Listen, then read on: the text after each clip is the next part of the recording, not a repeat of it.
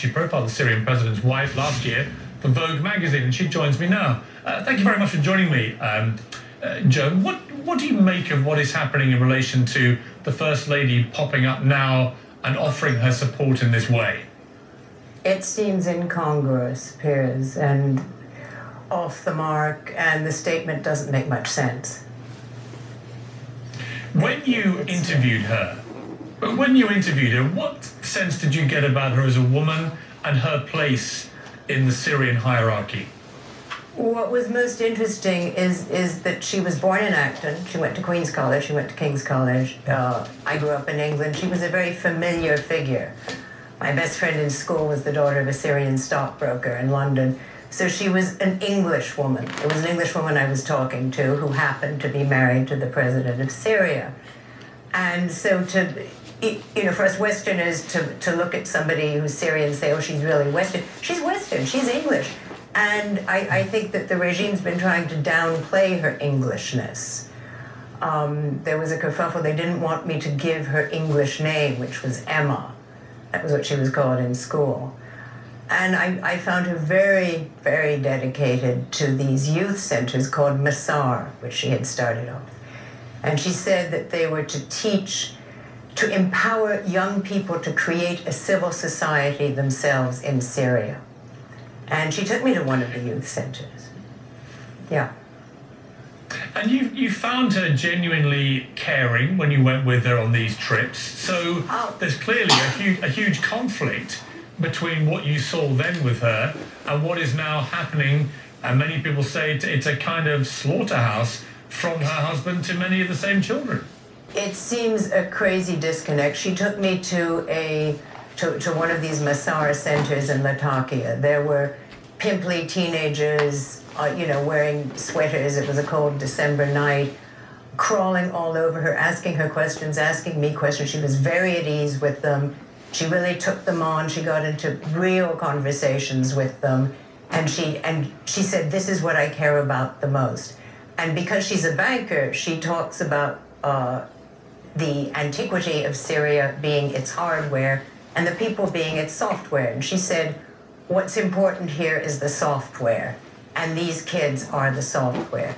So to go from seeing her with these children to seeing photos of this Hamza Ali al-Khatib, who was tortured and mutilated and killed and whose body was given back to his parents in May, you wonder, this is the First Lady of a country where this happened, where this is happening to teenagers, where kids are being slaughtered, where mourners at funerals are being slaughtered, and where the president goes on television and says this isn't really happening. It's profoundly disturbing to have even been near people who are so disconnected. You met the president during your interview. What was your take on him personally? Well, it was kind of inadvertent because I didn't really want to do the piece in the first place because I didn't really want to meet the Assads or go to Syria. But when I went, she said that she was going to cook lunch for me. And it was at their apartment. And there was Assad. It was Friday, which is the Muslim Sunday.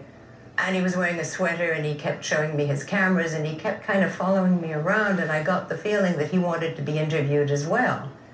So I wasn't going to ask him any of the questions I could have asked him because I was in his home, and I wanted to get out of there in one piece. I asked him why he became an eye doctor. And he said that the reason he became an eye doctor was that it was very precise, it was never an emergency, and there was very little blood. And that's the quote that I used in the article. And nothing that he's done since then has proved that he's an eye doctor. Well, what do you think is likely to happen now? Do you think the Assads can just battle this out, or do you believe that international pressure in the end will lead to them being overthrown? You know, I'm not a political journalist. I told Vogue they should send a political journalist. They wanted a cultural piece. I only write about cultural matters. I was trained as an anthropologist. I look at things that are in front of me. I don't draw big international conclusions about things. I leave that to people who are far more qualified than I am. I don't know what's going to happen. I cannot believe the bravery of the Syrian people who started rising up in March and who have been consistently being heroic and brave and getting slaughtered at funerals and getting slaughtered in their homes as the regime claims that none of this is happening and that it's foreign infiltration and armed terrorists from other countries that are causing this. I think the fortitude of... Sorry. It is completely. No, it's just completely outrageous. And we've run out of time, I'm afraid, but that's been a fascinating insight. Joan, Juliet, thank you very much indeed. Thank you, Piers. Let's...